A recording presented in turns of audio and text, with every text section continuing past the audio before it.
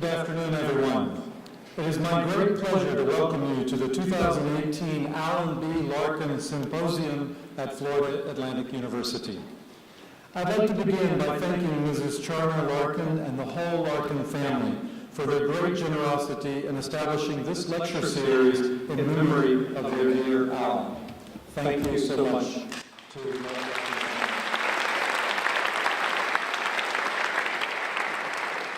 Alan Larkin was a truly remarkable man who understood how important it is for us, as citizens of this great democracy, to comprehend the real-world dynamics that drive our branches of government, but in particularly the branch of the presidency. In fact, when I had the pleasure and the honor of meeting Ms. Larkin some months ago, she shared with me that Mr. Larkin had a collection of letters signed by every president of the United States since George Washington all the way up to, I think, the Bushes or maybe Obama. I'm not sure if he was able to get President Obama's signature, but it's just evidence of his interest in history and his interest in the presidency. The Dorothy F. Schmidt College of Arts and Letters Department of History is honored to move that mission forward by hosting distinguished speakers with special knowledge on this subject. Past speakers in this series have included Daniel Ellsberg, Helen Thomas, David Halberstam, Madeleine Albright, Woodward and Bernstein, David McCullough, and Michael Beschloss. The Larkin Symposium has also produced many edited collections of scholarship on the American presidency and represents the great research and scholarly pursuits of our faculty in the humanities and social sciences.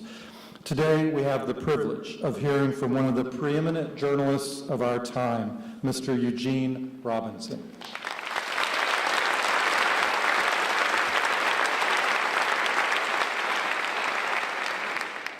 He'll be given a full introduction in a moment from Dr. Stephen Engel of our history faculty, who does an extraordinary job every year organizing this symposium. A big hand for Dr. Steve Engel, please.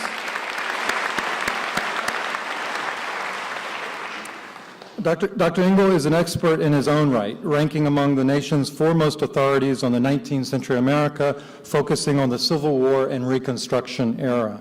He is a past Fulbright scholar, is currently a distinguished lecturer of the Organization of American Historians, and a lecturer for the Smithsonian Institution's Associates Program. He has appeared on C-SPAN's Lectures in American History, and in 2016 was FAU's Distinguished Teacher of the Year. His recent book, entitled Gathering to Save a Nation, came out last year to national acclaim. He has made wonderful contributions to the growth of our history program. He was chaired the department for 5 years, and now it's my great pleasure to introduce Steve Engel, who will then introduce our speaker. Enjoy.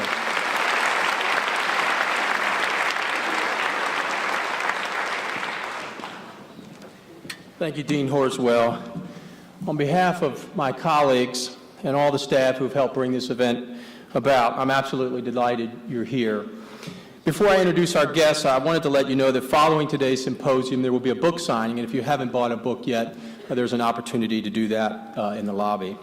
Also, let me say that joining us on stage today are some outstanding FAU students from the School of Communications who will be participating in the Q&A portion of the symposium. I'm sure they will ask the questions you would want Eugene to address. I want to take this opportunity to thank you all for coming. It's wonderful to see so many students and teachers. Ask any history professor to tell you a story about why they've become a historian, and you're sure to hear an inspirational story about a high school history teacher. If you look around, however, you'll notice some empty seats. Many of these are vacant today because those persons have been affected in some way by the recent tragedy at Stoneman Douglas High School.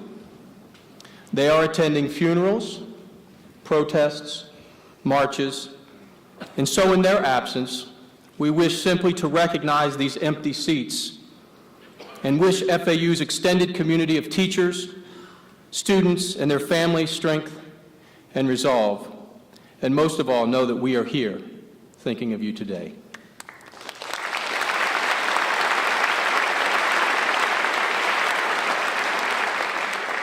I never knew Alan Larkin, but each year at this time I'm more keenly aware of his legacy. Look around. It's because of his love and passion for history, and in particular the American presidency, that we are all here today.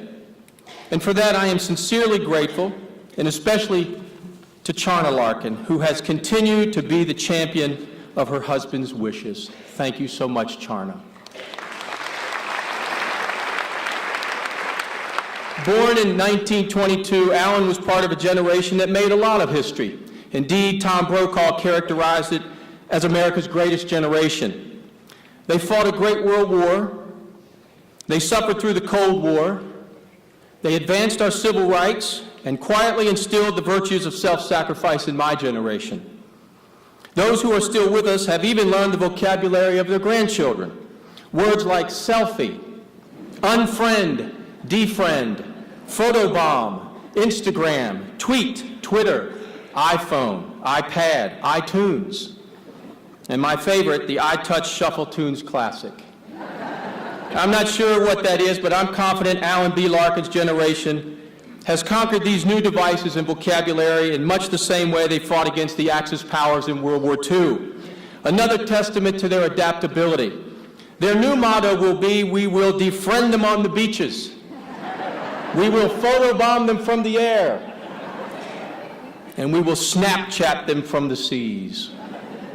In just over a decade, the Larkin Symposium has become a signature program here at FAU, and we're proud to have had a succession of distinguished speakers over the years. In light of the recent movie, The Post, some of you may have seen it, you may recall that Daniel Ellsberg graced the stage in 2010. 4 years later, Woodward and Bernstein graced this stage to give credence to the importance of journalism in our democracy, lest it die in darkness. David McCullough, America's eminent historian, was here in 2015 to remind us that you cannot be a full participant in our democracy if you don't know our history, lest it die in darkness. Thankfully, the history faculty here are doing their part to advance the importance of historical knowledge, and we're so grateful to our university president, who understands that FAU needs us as much as it needs engineers and biochemists. For the past 27 years, I've begun every class with a lecture on the three kinds of history: what actually happens, what we're told happens, what we come to believe happens. The problem is, in my nearly 30 years of teaching, the distance between these histories has grown significantly. Historians have had to rely more and more on those, like today's speaker, who are committed to establishing the facts, trying to make sense of the present, lest it die in darkness. It's not an easy task, but it's so vital. It was in the 17th century that Francis Bacon remarked on three inventions already transforming the world: the compass, gunpowder, and the printing press. President John F. Kennedy brought Bacon's realization to the forefront in 1961. The links between the nations first forged by the compass have made us all citizens of the world. Gunpowder warned mankind of the terrible consequences of failure.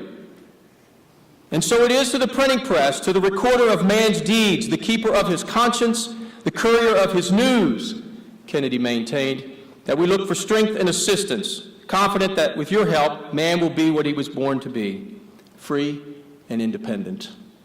Kennedy also summarized the role of the press in covering the presidency: without debate, without criticism, no administration and no country can succeed, and no republic can survive.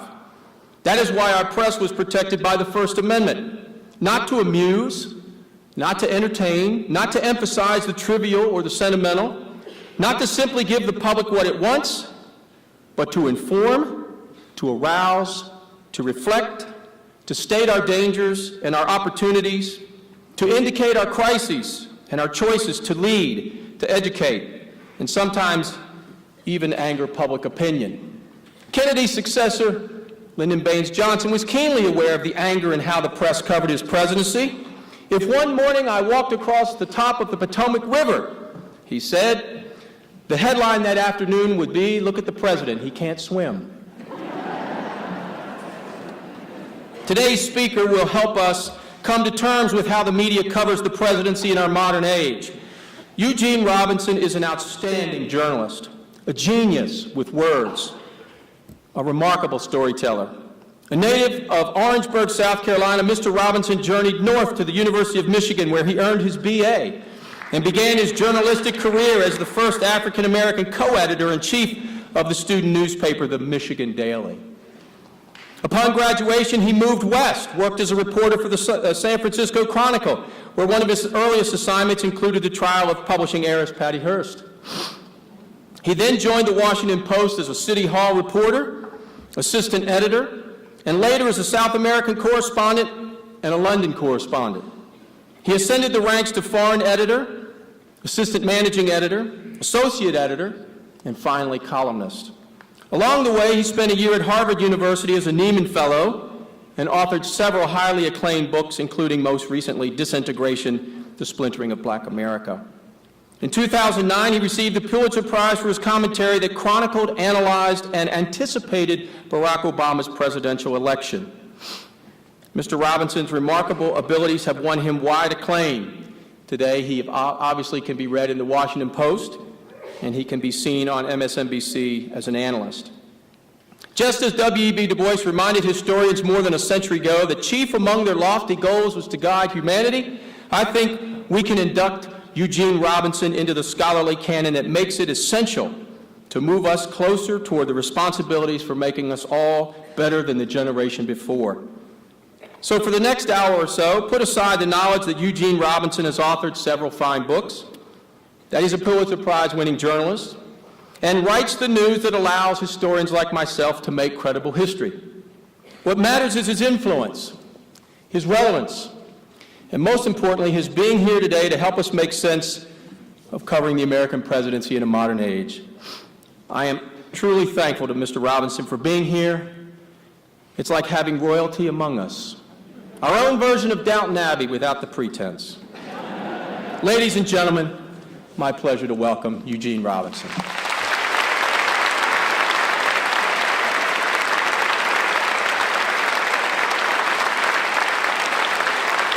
Thank you. Thank you. Wow. Thanks.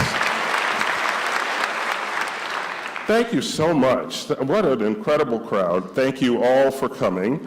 Thank you to everybody at Florida Atlantic, and thank you especially to Charna. This is an amazing series that you have created. I will do my best to live up to my illustrious predecessors. I am particularly happy to be here in Boca today, not just because it's gotten cold again in Washington, and also I get a day off from trying to get a word in edgewise with Chris Matthews, and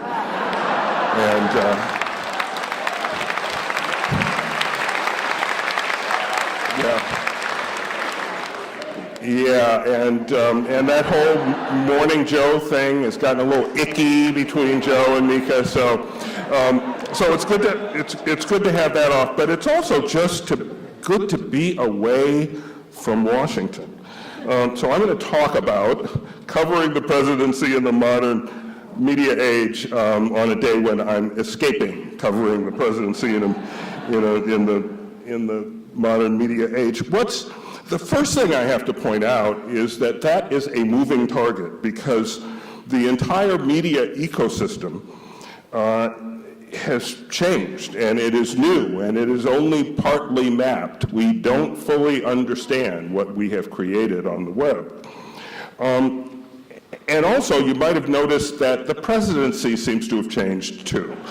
This is kind of a new kind of presidency. It's like no other, and that's certainly something we're trying to understand. So let me start just by painting a picture. So where would I be if I were not here? I would probably be sitting in the green room of a television studio in Washington or in New York, and I would be waiting to go on the air. And around me would be several of my colleagues and competitors. They would be, White House reporters, other columnists, Democratic or Republican strategists.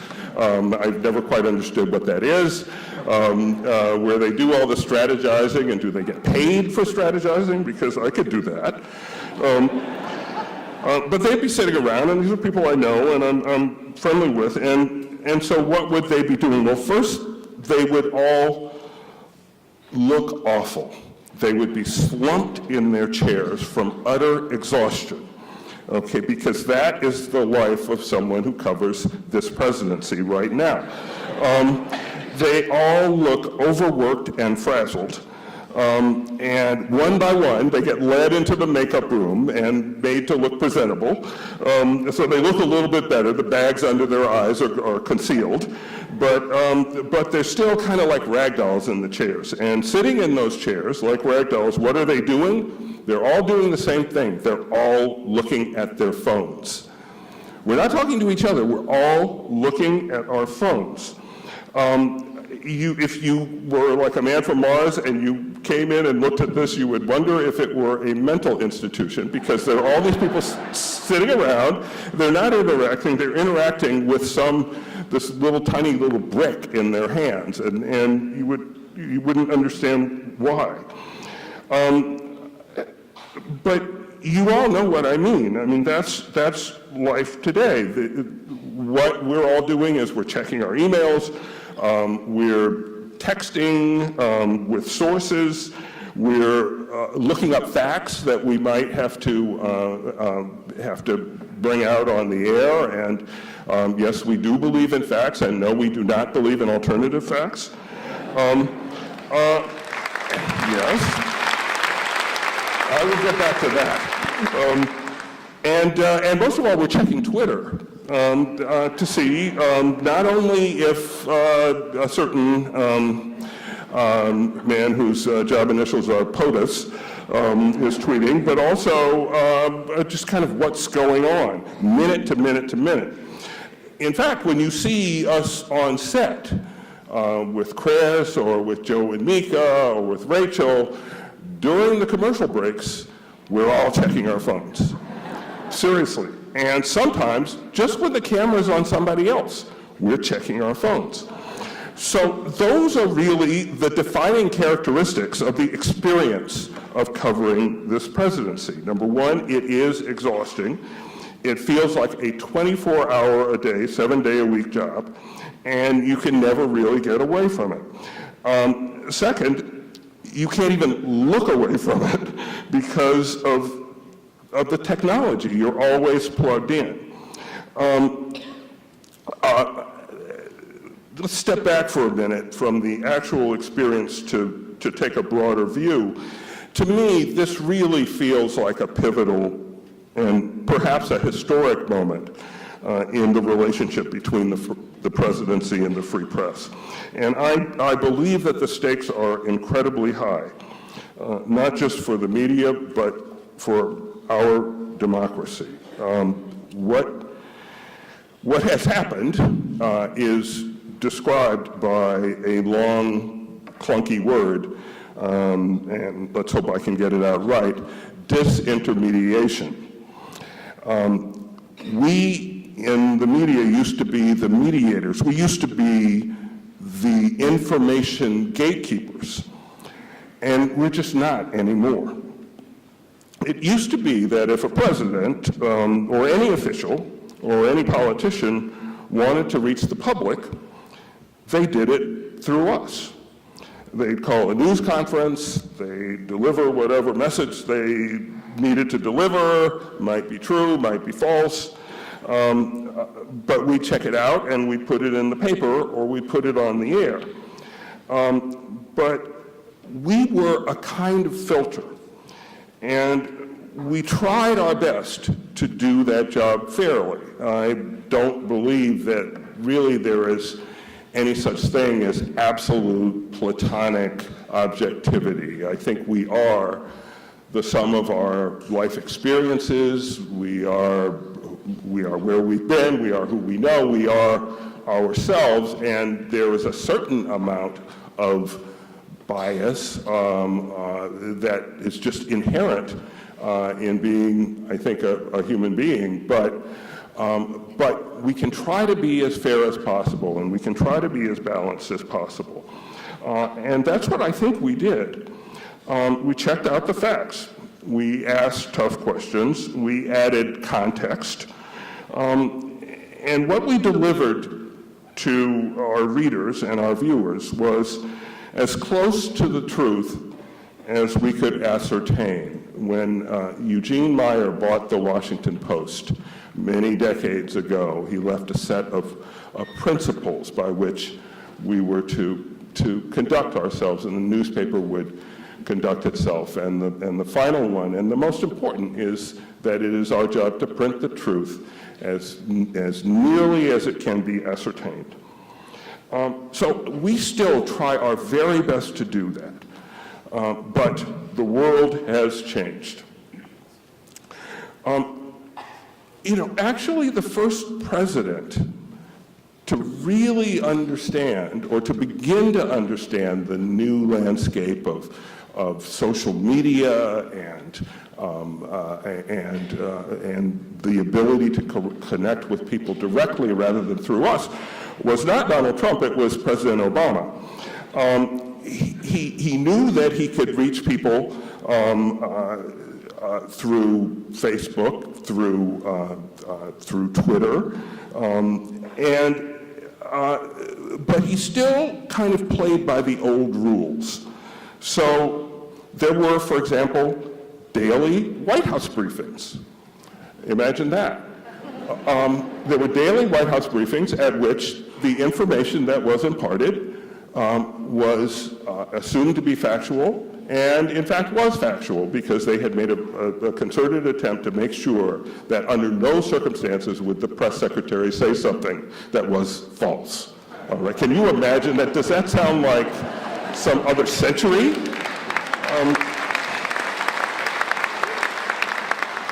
But it's true, and that was true not only of the Obama presidency, but of the George W. Bush presidency, of every presidency going back as far as you can go. And the other thing President Obama did was he had regular news conferences. He had regular off-the-record briefings with reporters and columnists. When you got invited to one of those, and if they were always in the Roosevelt room of the White House, and there were little name cards where you were supposed to sit, and if your name card was next to where the president was going to sit, you were in trouble because you had written something that he wanted to take issue with, and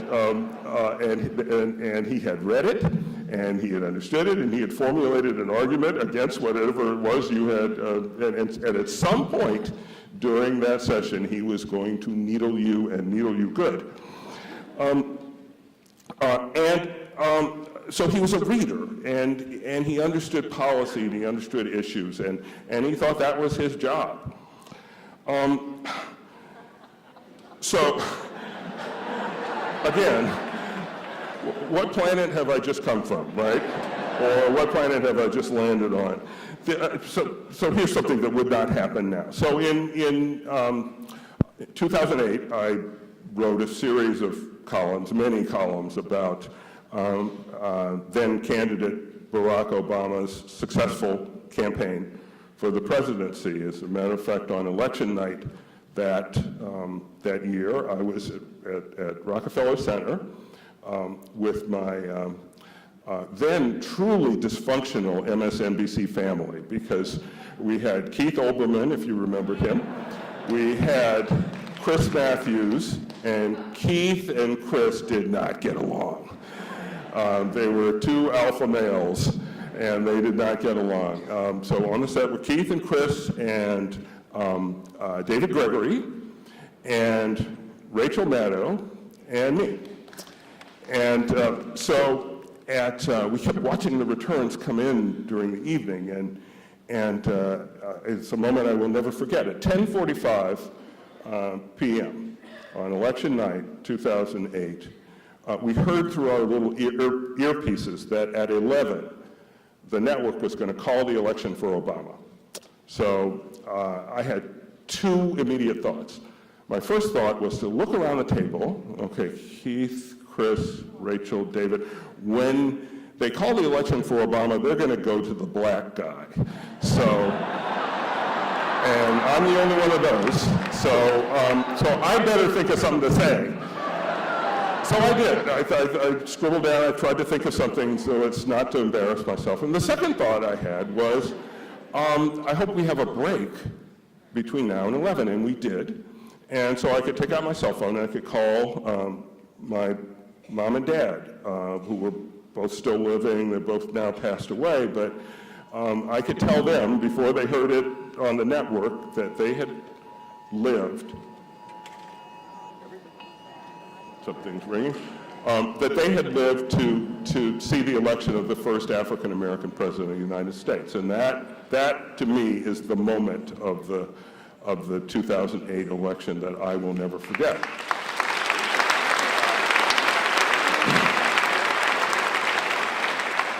They were at home in Orangeburg, South Carolina, and to think of the world that they were born into and the world that they had lived to see was just mind-blowing. And so the following day, I wrote the last of a series of columns that about the Obama campaign and the election. And I was actually crying for most of the day. And so I would write a few paragraphs, and the tears would start flowing, and then they would take me into makeup because I had more TV to do and fix me up. And then, I'd do my TV hit, and then I'd write some more, and I'd cry some more. And so that ended up being the last of 10 columns that were entered for the Pulitzer Prize that year, and that won.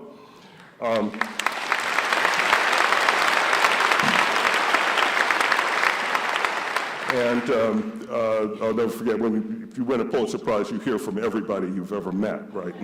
Which is wonderful, and it had 2 days of that, and finally on the second day after the announcement, I remember it was about 6:30, and I was at home with my wife, and my cell phone started ringing, and it came up, the caller ID came up funny. It just said 202, which is the way White House phone calls come up, and so I knew who it was. It was the Deputy Press Secretary, Bill Burton, I knew, because he had tried to call earlier, and my wife was like, "You're not going to take another phone call, are you?" And I'm going to, "Yeah, I better take it. He's a good source." And she's just about in sort of, hand on hip phase with this whole thing.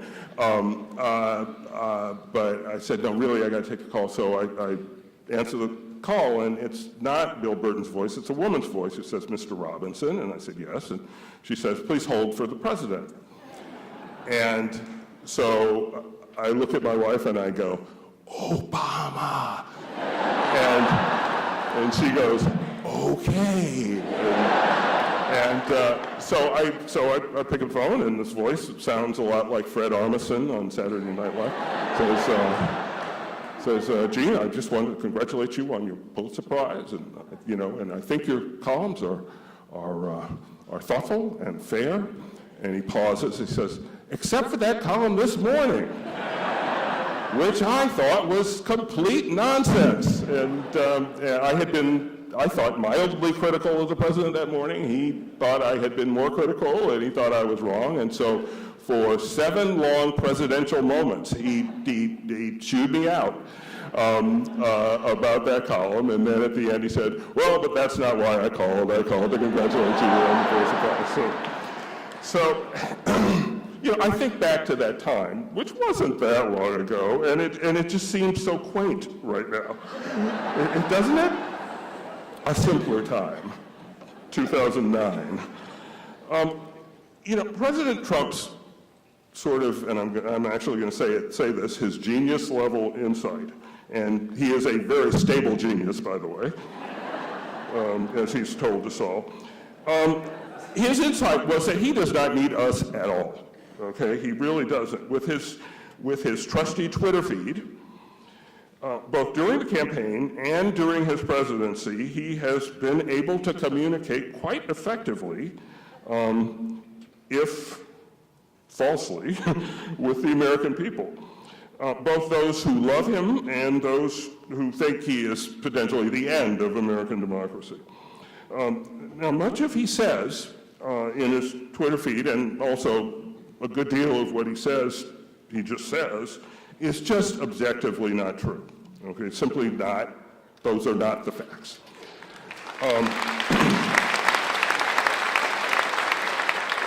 So once he says it, the press office, which we really are used to seeing as a place to go for the facts, right? Seriously, the idea that the press office would tell you something that wasn't, strictly speaking, true, even if they want to spin it this way or that way, it's the presidency of the United States. You could believe what they said. But this press office, first under Sean Spicer and then under Sarah Sanders, has to then justify whatever it is the president said on Twitter. And so just like one example, President Trump said the other day, I've been much tougher on Russia than President Obama was. Well, it's just not true. I mean, it's by no measure can you say he was tougher on Russia. In fact, President Trump refuses to actually implement the sanctions that Congress passed because of Russian interference. He refuses to acknowledge in any meaningful way that Russia did meddle with the election because he is embarrassed or perhaps purposeful in the fact that they intervened on his behalf. So it's just not true. But what is the press office going to do? Well, they came out with what they did, and it was rather creative. I had to hand it to them. They found a series of disconnected policies about energy exports and trade and other things that really had nothing to do with Russia, but that they could interpret as being unfavorable to Russia, and therefore cited that as evidence, as proof that President Trump had been tough on Russia, and how could we doubt what they were saying? So this clearly it was not true. So what does the media do when the White House misleads or out and out lies? That is really the key question that we face every day, and it's kind of at the heart of the matter. I believe with every fiber of my being that in order to have a democracy, we have to have a common chronicle of events and a common encyclopedia of facts. We just have to. We have to agree that the sky is blue and that a bird just flew by, okay? We can argue about what it meant that the sky was blue and that this bird, went past, but we can argue whether or not it's a good thing or a bad thing or maybe even what kind of bird it was, because we couldn't see it very well, but the basic facts we have to establish if we can have any sort of dialogue, which we need to have our democracy. We have to agree on the facts, and right now we do not agree on the facts. If you get up some morning and click back and forth between Morning Joe and Fox and Friends, and not that I recommend this because it could give you vertigo,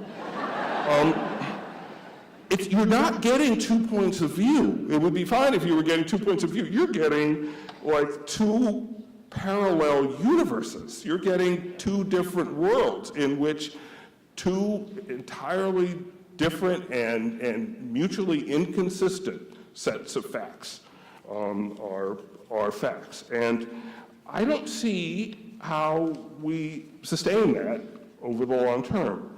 I don't think it's possible, really, for us to move forward together if we can't even begin to agree on where we are. So I think it is vital, absolutely vital, that the media today take a stand for truth.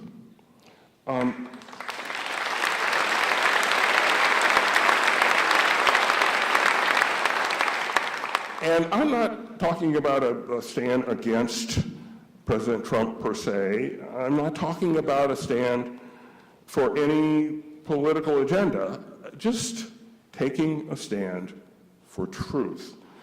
I have, the year after I won the Pulitzer, I was invited to join the Pulitzer Board, and I am, this is my year to be chairman of the Pulitzer Board. And, no, but thank you, but the point really is that, you know, we are really used to doing what we do kind of once a year. We, you know, a 17-person board, we get together, we meet, we award the Pulitzer Prizes, and then we sort of go away for a year.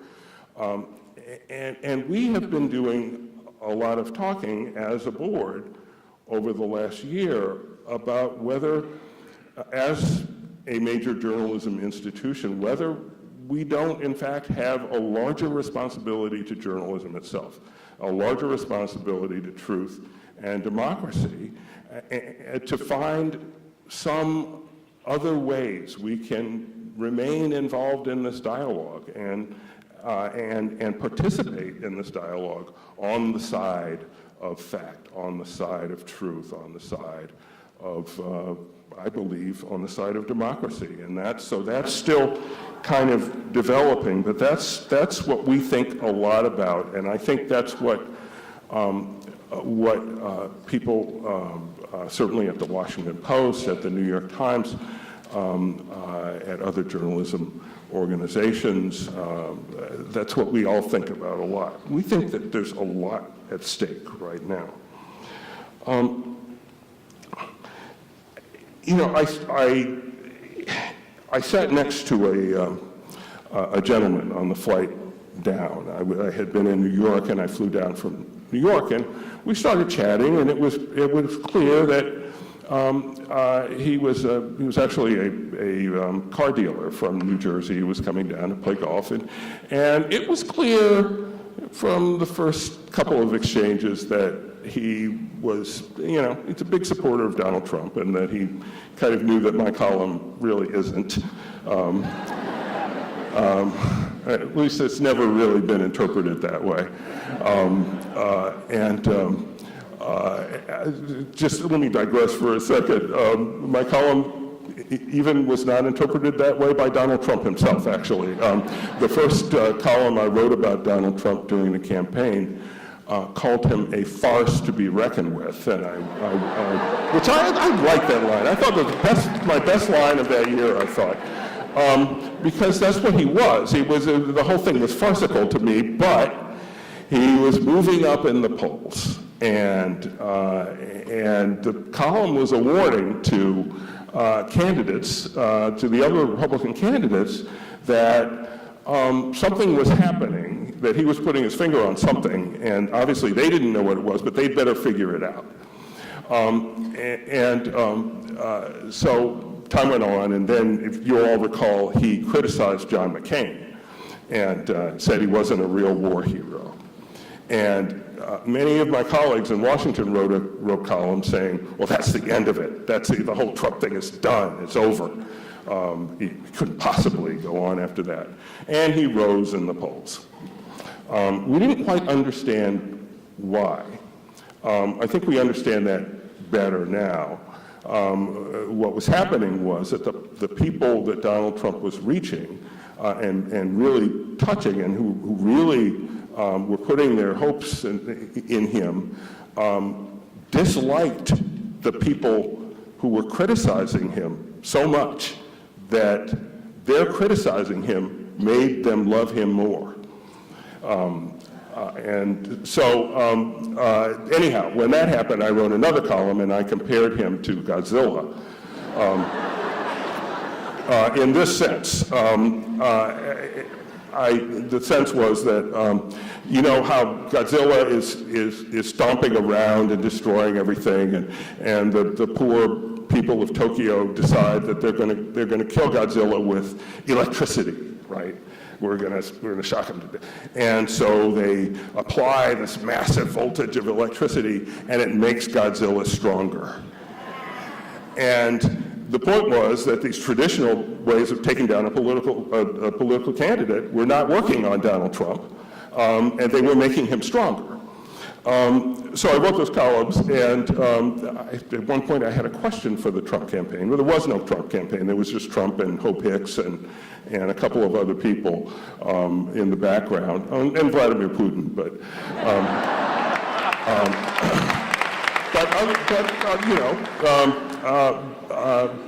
So I emailed Hope Hicks and with a question I had, which was not an important question, but she emailed back, well, what's your number? And I sent my cell number, and I got a phone call from Donald Trump.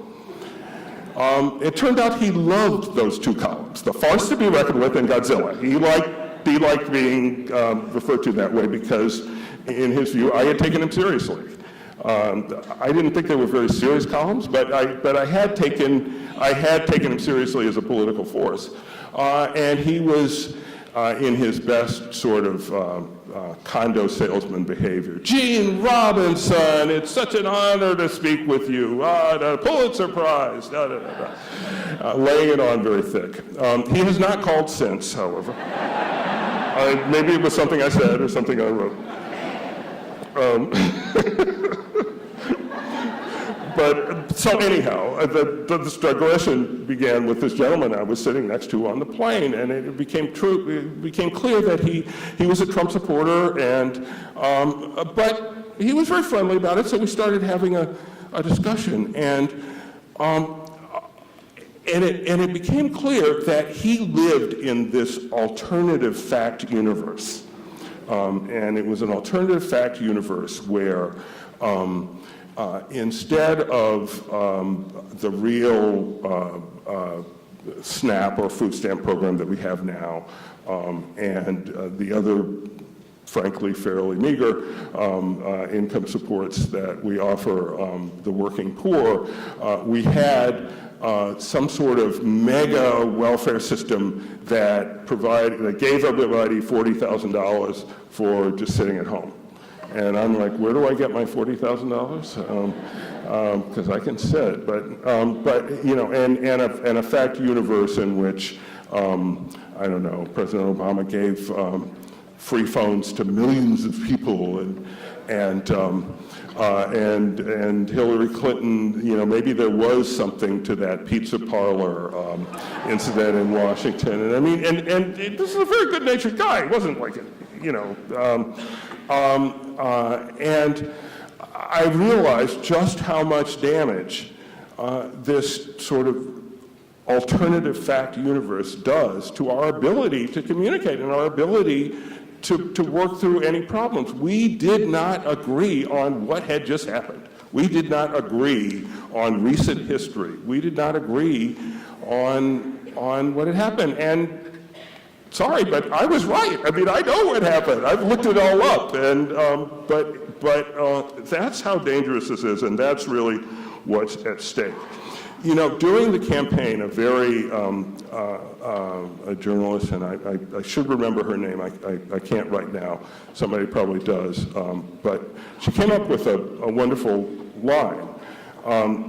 It was that we in the media take Donald Trump literally but not seriously, whereas his supporters take him seriously but not literally. And so that has actually become a sort of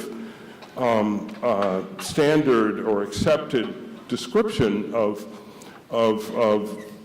how to look at Donald Trump and the Trump phenomenon. And I was thinking about it the other day, and I realized that it actually doesn't make sense, because how exactly are you supposed to take seriously someone whose words you cannot trust? And I don't quite understand how you do that. I don't think that's possible. I think there has to be some baseline of accuracy and fact and sincerity and good faith in what a person says in order to take that person seriously. And I think that's kind of, you know, part of why the relationship between the media and President Trump is so conflict-filled right now.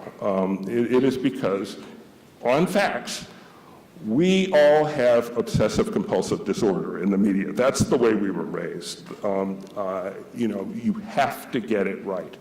And since he rarely gets it right, every story is going to be argumentative.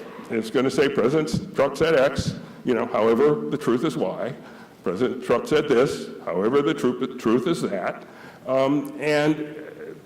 To Trump supporters, to many Trump supporters, it looks as if we have an agenda that's different from standing up for the truth. It looks as if we have an agenda to take down President Trump when we're really just trying to prop up fact and the existence of objective fact. It's in this age, I think our job right now is to sort of plant our flag and say we intend to hold this line, and we're going to hold it as best we can. We're not going to go along with an alternative fact-based approach to our democracy. I am not sure how this evolves from here. Facebook, Twitter, Instagram, Snapchat, they all sort of look and walk and talk like publishers to me. But they are not considered publishers, and they consider themselves merely platforms, which absolves them of some of the responsibility for what appears on their platforms. I think going forward, especially as we read the indictments that Robert Mueller handed up the other day, just a small slice of this Russian disinformation campaign, and we see how a bunch of probably, Cheeto-eating computer nerds in St. Petersburg were able to organize real-life political rallies in Pennsylvania, in Wisconsin, in places, to have that sort of impact from that sort of distance with those sorts of malevolent aims. We have to, it's very difficult to think about how to get a handle on this in a way that is consistent with the First Amendment, which obviously I believe in. That's been my entire life. But I think we need to look that in the eye. We need to think long and deep about the implications of allowing this sort of outside interference in our national affairs, in our national elections, with allowing pure, ill-intentioned falsehood to affect events the way it has recently. I think it is. So maybe the next step is that we as a society decide that these social media platforms really should take on the sort of responsibilities and the liabilities of a publisher.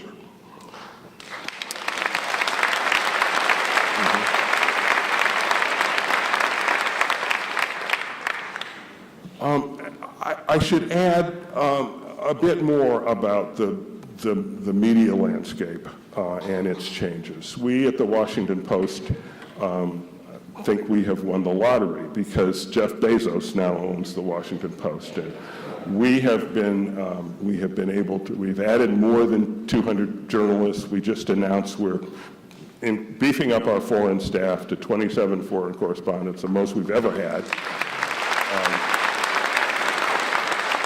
We have the best editor in journalism, Marty Barron. We have, who was portrayed in the movie Spotlight.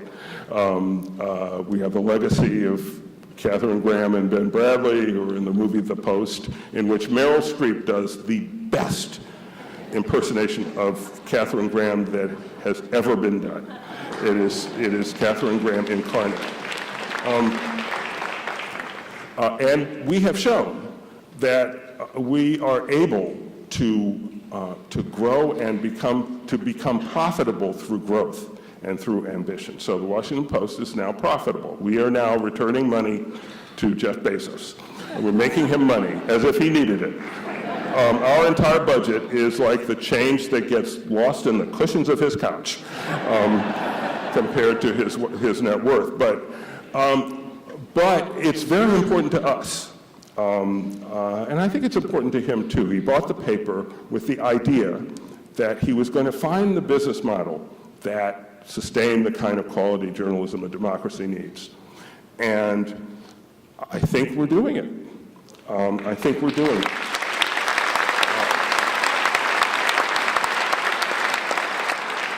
The cautionary note is that we're doing it because we're the Washington Post. We have Washington as our local story. We have a global name recognition. We are able to amass not just a nationwide audience, but a global audience. Increasing fraction of our audience is overseas. We can do that. The New York Times is doing that. The Wall Street Journal can do that. As long as Gannett wants to foot the bill, USA Today will be fine. And I think the Los Angeles Times, maybe under its new ownership, will also be able to climb back up the ranks, and I think there's a business opportunity for them.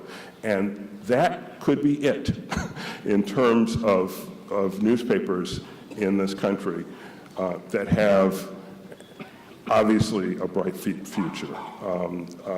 So if you're going to worry about the future of newspapers, and thus the future of journalism, worry about those big city dailies like the Atlanta Constitution and the Baltimore Sun and the St. Louis Post-Dispatch, and that are in cities that don't have the government or the financial center or the entertainment center or some big sort of global industry as a local story, and that continue to bleed.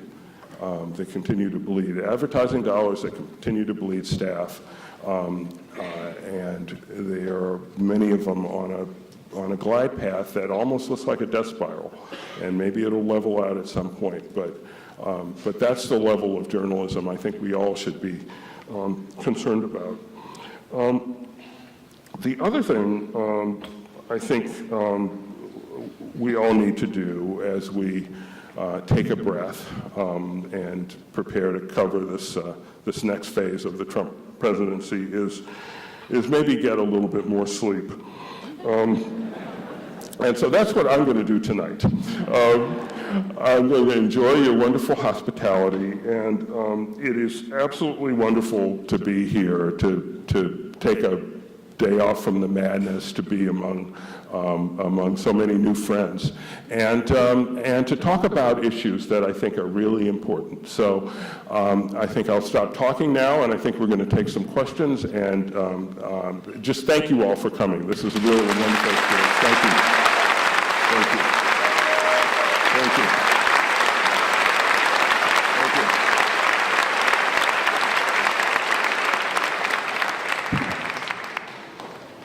Wow, thank you for that. And we're glad you chose to get out of the madness to come join us. And so what we have today is a sort of a mini town hall of questions. These are some of our outstanding FAU communication students. And so we thought we'd let them direct the questions, many of which I'm sure you would want asked. So we'll start on the first row. My name is Chandler Griffith. I'm a senior majoring in communication studies. My question is, a recent Gallup poll showed that only 14% of Republicans believe the news media gets their facts straight. Even if what you're saying is true, how do you get people to listen if they distrust the media as a whole? You know, I wish the answer were so simple as grab them by the lapels and shake them, you know, because that's what I wanted to do with that guy on the plane. I wanted to, you know. Look, I think we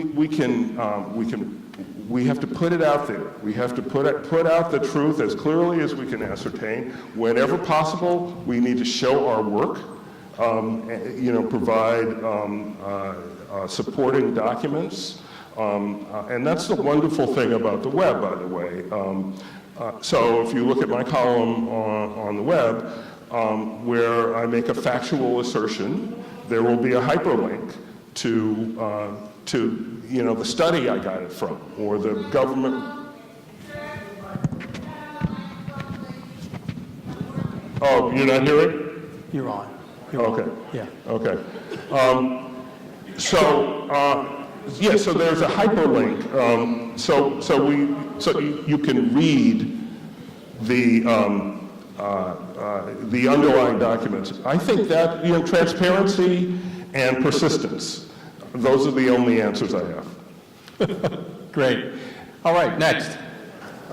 My name is Brandon Norris. I'm a senior multimedia studies and journalism major, and my question is, many American citizens live in a bubble of media created by what they liked on Facebook without even knowing it. Do you think that the result of the presidential election might have been different if social media platforms didn't filter content based on what the user finds relevant? An excellent question.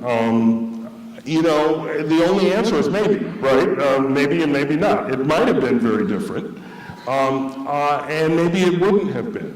I don't think we'll ever know. Maybe some very smart political science professor will run the numbers when we know the full extent of what the Russians did, for example, and we'll be able to make some sort of at least backward projections about what would have happened. But you raise an interesting point, which is that it's not just the sort of Fox News versus MSNBC alternate universes, but it is a sort of personally curated individual universe that people are living in, where news sort of comes in sideways from friends and from, Russian hackers and others, and that's, I just confess, we talk about this a lot, but we don't know we haven't figured it out. And it'll be a while, we'll keep working at it. Well, I think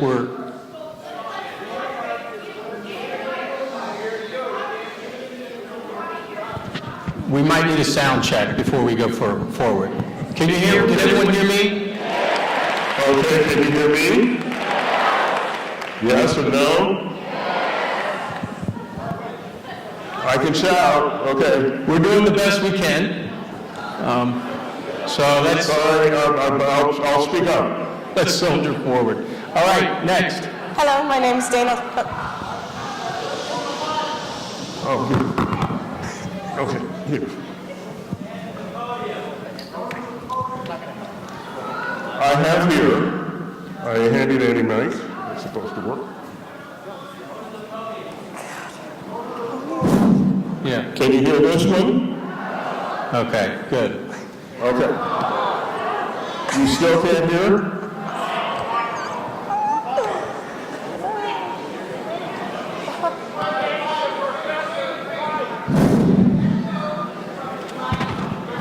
No, that's not working. I guess there's an echo of some sort, There's an echo. and I'm not. Can sound help us out real quick? We don't. I'm not familiar with how to solve this problem. Yeah. We'll just take a 30-second intermission. Yeah. Give us some sound help.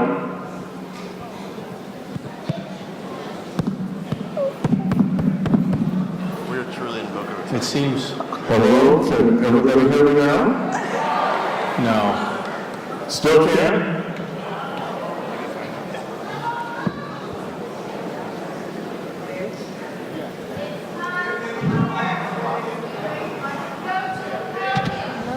Maybe we should go to the podium. Let's try. I'll go to the podium.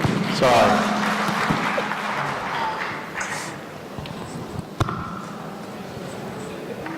Can you hear me now? Okay. Okay, next question. Hello, my name is Dana Salter. I'm a senior here at FAU. My major is communication studies with a minor in sociology. My question for you is, do you believe that the tendency of the media to share information through the lens of their political affiliations is detrimental to this country's democratic foundation? Okay, now I can't hear you, so hold on. Can't hear me now? Say it again. Okay, let's just...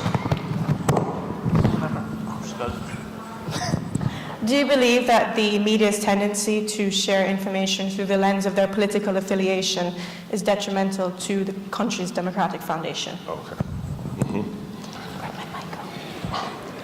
Okay, well, so the tendency to share information due to political affiliation,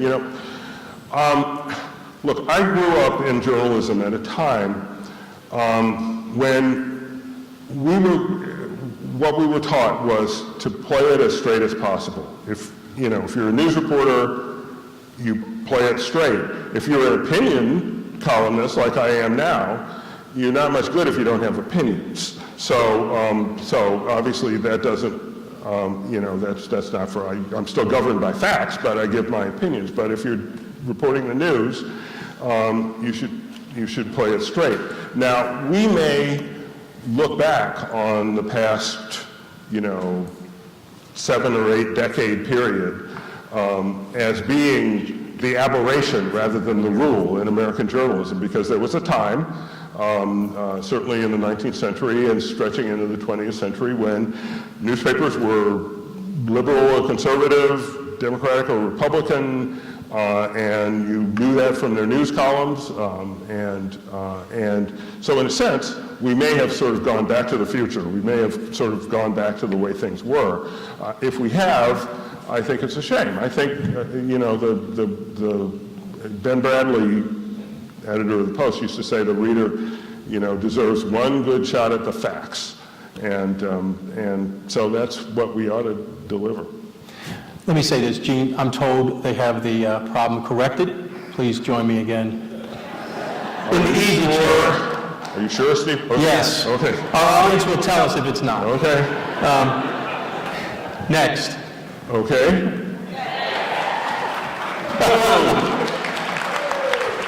Something we can believe in.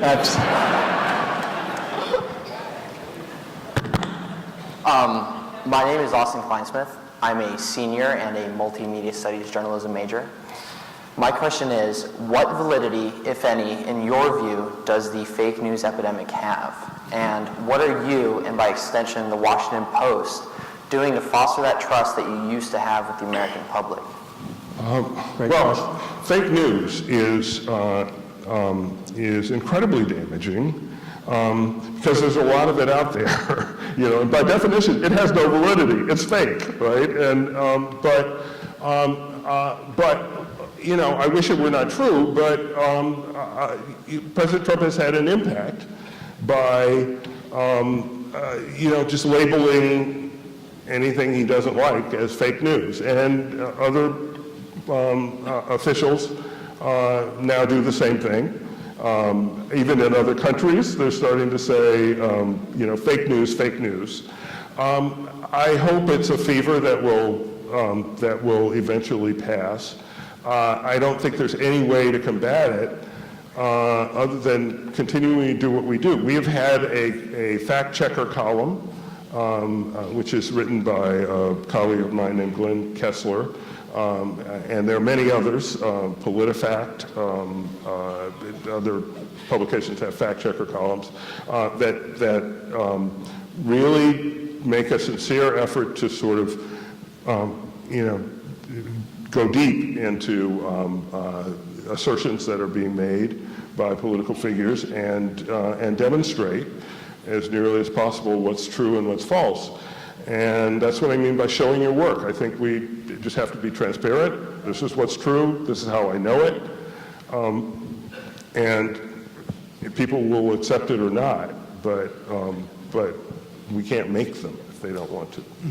Great. Next. Hello, I'm Cameron Boatner, a junior multimedia journalism major, and my question is, do you believe the current president, with his distrust in the media, will set a tone for future American presidents on how they behave with reporters? So do I think this is going to, the current president's behavior will have an impact in the On future? future presidents. Oh, yeah. I mean, big time. Because I think anybody, it's not that future presidents will behave just like President Trump, but that they will have learned, I think, important lessons about how to get their own message out when they really want to, how to, I think they'll consider us in some ways less important as conduits for information than they would be inclined to do now. I don't think I think we'll always be important. I hope we're always important, but I think it will, I think people are learning lessons, yeah. Great question. Back row. I'm Ryan Lynch. I'm a senior multimedia studies journalism major with minors in business law and psychology. My question is, how does your previous experience as a reporter help you write editorials during a presidential administration that is like nothing we have ever seen before? Well, I became a columnist at age, I think it was age 50. And, I was still 50 when I became a columnist. And I had many, many, many experiences. San Francisco Chronicle, I'd been a City Hall reporter at the Post, and I'd been overseas. I covered all sorts of crazy politics in South America when I was down there. I had been an editor. I think those experiences are precisely what allows me to write columns about any presidency now. I mean, I think I don't know how I would do it without having had that sort of depth of experience, because you get reference points, and you can say, well, this is kind of like this other thing I saw. This phenomenon is kind of like this other phenomenon I saw. I mean, believe it or not, I have seen presidents in Argentina or Peru whom Donald Trump reminds me of. So it's not the first time I'd seen something like that. Carlos Menem and Alberto Fujimori, those are some characters. And I kind of learned, I think. And one of the things I learned is that, yes, it is possible for an entirely improbable candidate to become elected if the right forces align. Great. Next. Hi, my name is Maria Hasbin. I'm a junior majoring in political science and communications. My question is, social media has clearly become a revolutionary tool for the president to personally engage with the public. It has made the modern president seem more accessible and relatable to the common person. Donald Trump has been not only criticized but also praised for his utilization of social media as a means to transmit messages to the public. Do you believe that there should be regulations in place that prevent a president from posting too much on his Facebook, Twitter, or Instagram pages?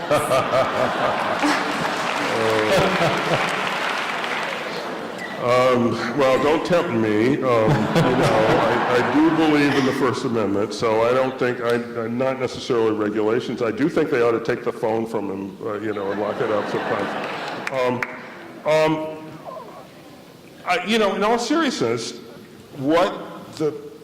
everything the President of the United States says publicly is important. It matters.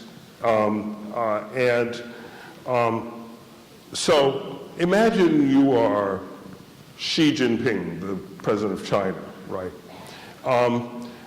You would normally instruct your foreign ministry to engage the brightest, smartest scholars to construct a psychological profile of the new U.S. president. What makes him tick, right? And you would spare no expense doing that because it would be so important. Well, you know, he got off cheap. Xi Jinping got off cheap this time, right? Because all you have to do is read his Twitter feed, and you have that psychological profile. So in that sense, I think it's not a good thing for the country, but it's his choice. You know, and it has politically, it has been successful for him. So I think he'll continue. Great. Next question. Hi, my name is Nicole Pujazan. I am a senior studying multimedia studies and focusing on journalism. My question is, would you have any advice for any aspiring journalist who might be nervous about pursuing a field that has been so discredited by our current president? Oh, for aspiring journalists? Oh, well, this is like what gets your blood, you know, blood up, right? I mean, this is, you know,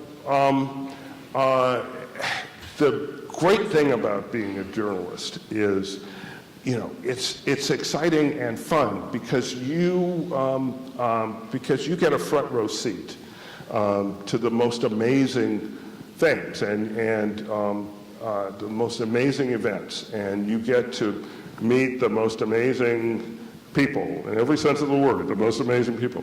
And so I would say this is a great time for people, for young people to go into journalism, and they should be nothing but encouraged by the times. Because there's going to be plenty of opportunity, I think. I mean, these business models are going to sort themselves out. And the big city daily, you know, mid-sized big city daily newspaper model, that may not survive. But there are going to be models on the web. Someday we're all going to be on the web probably. But I hope not in my lifetime, but at some point we will. And you know, people will always need news. Since the days of the town crier, you know, news has been important, and I think it will continue to be. Great. Two final questions. My name is Max Maldonado. I am a junior, and I am studying multimedia studies with a focus in journalism. My question is, since President Trump assumed office, the media has hounded him to no end. The oversaturation of these sorts of stories has made me come to the point where I just sit back and say, what is next? Have you found yourself feeling less outraged and passionate about what you hear in the news today as well? Or does it only drive you more? What, does what drive me more? Does... just the oversaturation, like... Yeah. the oversaturation of Trump? Well, you know, there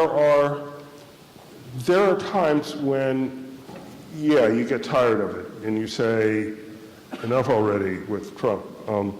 But he's president of the United States, and on a given day, if he has done something transgressive or said something transgressive, if he has,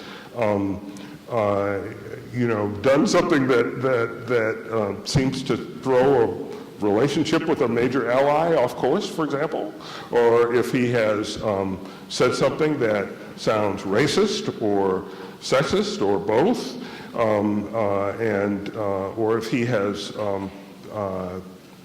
you know, how you can't ignore that. I mean, you cannot ignore that, and so you write about it knowing that part of what President Trump is doing is sort of a strategy of overwhelming us and overwhelming everybody with, you know, I can't tell you the number of times that there's a negative story about him, a story he doesn't like that's in the news cycle, and so, you know, he cranks up the phone and he tweets something outrageous, because it's a shiny object that we have to chase after. But we chase it because it was like an outrageous thing for a president to say. You can't, you know, you can, and we're never in the business of ignoring news. We can't be. So, you know, we think about that a lot too, but don't think there's not an apparent solution except you have to do both. And so you end up with both, and you end up with a whole lot of Trump. Final question of the day. My My name is Katrina Scales. I'm a senior multimedia journalism student as well. Do you think that the Trump administration is changing the way that journalists will cover future presidencies? Is the Trump administration changing the way that journalists will cover future presidencies? I think so, but in a good way. And what the Trump presidency is reminding us of, I think, is that, and I said this earlier at a lunch, we are in the accountability business. We're not in the access business. We're in the accountability business. And in Washington, there is a tendency to sort of fall into access journalism, where you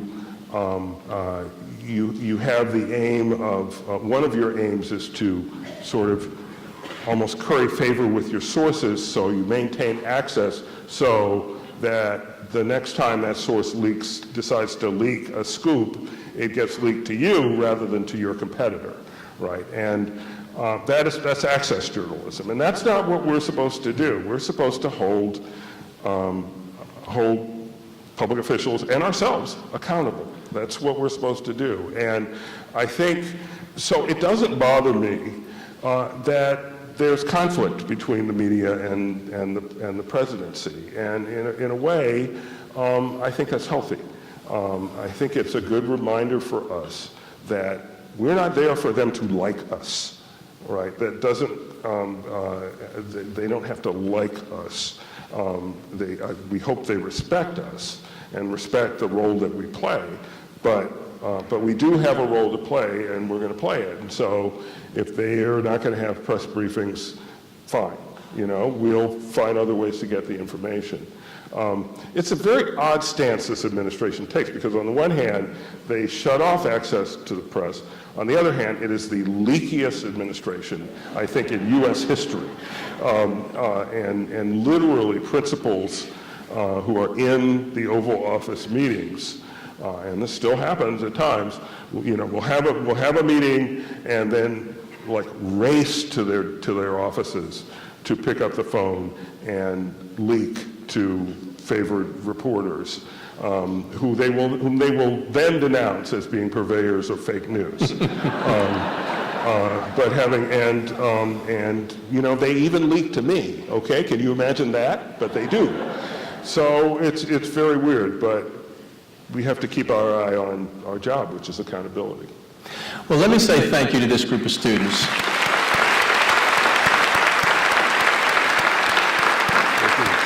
Thank you all for coming.